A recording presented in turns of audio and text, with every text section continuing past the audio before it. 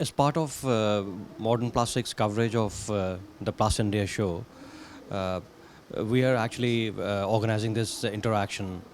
Uh, so we actually just wanted to know, to begin with, what is your product range that is showcased on the side of sustainability, as sustainability is actually gaining ground in India. So what is your product range showcased on the side of sustainability at the show?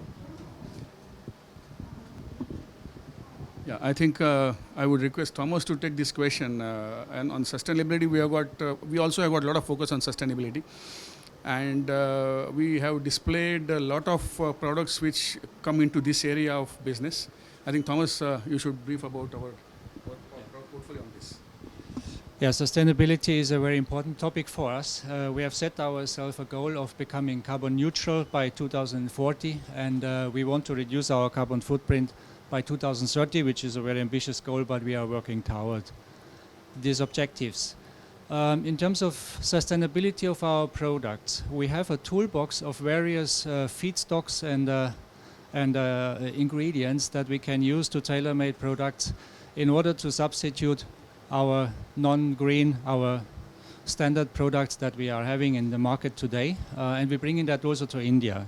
We are in the process of auditing and certifying our plant in Jagadia, where we will be able by around mid of this year to offer all our sustainable solutions also to the Indian market in a certified and audited way, certified according to ISCC, which stands for International Sustainability Carbon Certification. Amongst this toolbox of feedstock, we have post-industrial recycled glass fibers, we have post-consumer recycled glass beads, we have also bio-based as well as bio-circular caprolactam for our PA6 production. We are working on chemical recycled PTA and biosynthesized BDO for POCAN for our PPT-based product line. And last but not least, we have projects ongoing for PA6 and PA66 post-consumer recycled that we will generate by dissolution processes or by depolymerization processes. And our goal is that we will be able in the foreseeable future to offer a green sustainable alternative to all our non-green products that we are already offering today. So it's great that Lances is actually working on sustainability, because India too has a lot of commitments, like with the climate change conference, like about substantially reduce the carbon footprints in India. So maybe know that, like, what kind of investment that are you actually looking at the India market, like in the next 5 years or so?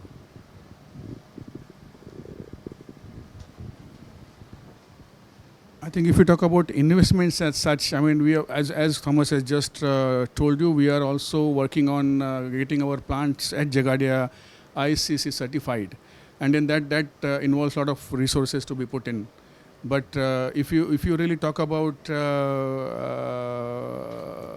sustainability in India, you know, people talk about recycled materials, and then what we actually thought, you know, we do it. Basically on Thomas, we call it as a mass balance approach, and then it doesn't really talk about recycled materials and, you know, getting your properties of the material down. So mass balance approach actually talks about, you know, we retain the properties of our virgin material, but still you get the sustainability benefits out of it. And that's how actually, you know, the certifications actually need some resources to be put in. That's how actually it will happen. So, like on the business side, where you actually put India, in your global operation, like how India is growing, not in terms of sustainability, but in terms of business also, like for Lances. I think. In our area of business, I mean, we are automotive centric, automotive focused, and we also have got major chunk of business coming from E&E sector, so electrical and electronic sector. Both the areas are growing substantially in India today, and then considering that, you know, India is one of the green spots today in the world as far as economy is concerned. I mean, India is the only economy which is growing today, when the other world is really looking at this recession. I believe that next 10 to 15 years are fantastic for Indian market as such. Year on year, we are looking at growth, and then we also believe that people have understood the disadvantages of depending only on China for their manufacturing, and people are now talking about China plus one, and then talking about really moving the supply chains a bit away from China. That also should benefit India. Also, Indian government is really supporting that initiative by many incentives that the government is giving. So I think for manufacturing front, next 10 to 15 years are going to be very good for India. Perhaps I may add to that actually our plant in Jagadia in India is the first plant in Asia Pacific region which will have ISCC certification, so ahead of our other plants in China. In Jagadia as well, we are running now a project to phase out coal-based energy, which will be replaced by biomass-produced energy as well as solar. So we put a lot of focus on the Indian market as well as becoming more sustainable here in the local market. Yeah, India is also focusing on solar energy a lot. Like, there's a lot of investment going in the southern part of the country. And sustainability is one of the issues, almost like all the companies have actually showcased their product on that side. Like, are you actually, in India, like the automotive is a big market, so it's a big industry. So what exactly are you doing on that front, on the sustainability side, if you can actually put some light on that?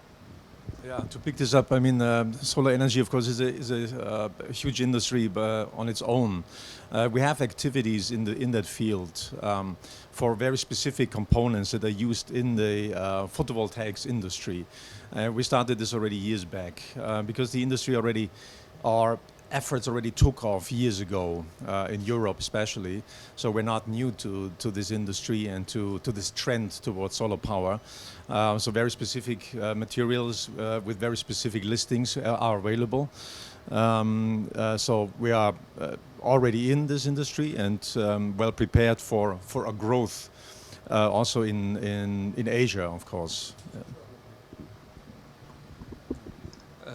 Coming back onto the show, like, what is your take on the show? Like, how you actually feel about on the outing, on this particular outing? I think this show is happening after a few years. I mean, I remember last that 2018, and then it was to happen in 2021, and then that got postponed to 2023, early 2023. I think people are actually wanting to understand what is happening in the field, and the crowd that we experienced yesterday and day before, and also expecting today, actually justifies that.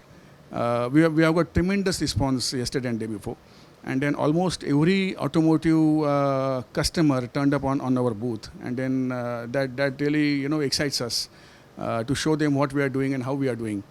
I expect this today and probably tomorrow also to be in the same light to happen. Yeah. Okay, thanks for your time, and we wish you all the best for the remaining part of the show. Thank you very much. Okay, yes, e-mobility is arguably the most powerful and disruptive force in automotive these days. So we engaged already early on in e-mobility, working with customers, developing new applications, because there's a whole lot of new applications that we have to be prepared for, also from the material side. And the outcome of this collaboration with customers from molders to OEMs, we also show here. And so we showcase a couple of components here with materials that feature outstanding flame retardancy, electrical insulation, contact corrosion resistance, just to name a few major properties. So you can see, for example, a battery housing concept here, very advanced in collaboration with our partner Kautex Textron. You can see various components inside the battery component, in the compartment, and I think it's a good showcase of the application development that we've done with customers, and also the products that we customized for the new applications. with all the features that I just mentioned. And of course, last but not least, of course, it's not just the properties, the material features, such as flame retardancy or the lightweight potential, but also our engineering service I want to highlight, because we don't only produce materials, but we also help, in collaboration with the customer, to actually develop the application with a full service, from making concepts to part testing. May I know who your customer base, like on the OEM side in India? Full board, basically. All major OEMs. Yeah, I think as far as our customer base is concerned, I think we are supplying to almost all the OEMs, automotive OEMs, or all the car manufacturers that those are making cars in India. But then we are not the direct suppliers to them. We supply to their tier ones. And then our tier ones actually use our material, make the components, make the assemblies, and then they supply to the car manufacturers. But then almost every car manufacturer we are currently supplying in India. So is there anything else that you're planning to launch in India on the e-mobility side, apart from the portfolio displayed here? Well, we continuously, of course, modify and develop new materials because requirements also keep changing. We have to be really on our toes. For example, when we talk about flame retardancy, we started off taking materials that we developed for the E&E industry and then applied them to the automotive industry until we realized the requirements are a little different, price pressure is different, so we also adjusted, we modified, optimized our materials, and we keep doing that all the time. Because in e-mobility you can say it is like a fusion of classic E&E and classic automotive requirements coming together. So there's a constant need for modified, for new materials. So we keep doing that. This is, I think, a constant task and challenge for us.